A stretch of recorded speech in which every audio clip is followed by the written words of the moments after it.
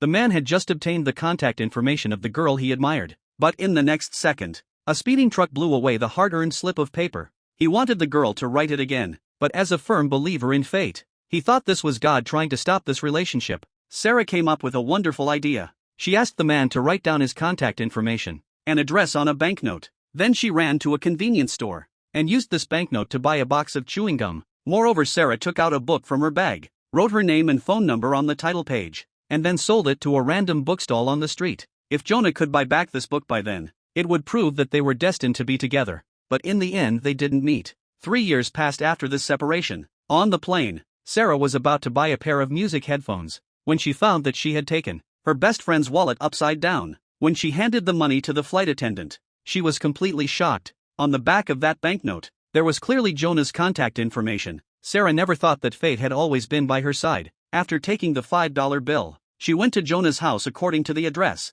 only to learn that today was his wedding day. So Sarah rushed to the hotel. But when she arrived, the wedding was already over. She thought the ending was set. But just as Sarah was about to leave in disappointment, the cleaning staff told her that the wedding hadn't even started. Upon learning that it was Jonah who had cancelled it, Sarah burst into tears of joy. On the other side, Jonah, perhaps still thinking fondly of Sarah, came to the ice rink where they had dated again. He found a leather jacket beside the chair, which seemed familiar to him. He didn't think much about it, so he picked up the gloves and walked to the center of the ice rink, looking at the snowflakes flying all over the sky. It's just that the girl was not by his side. But just as Jonah was admiring the beautiful snow scene, a glove fell from the sky.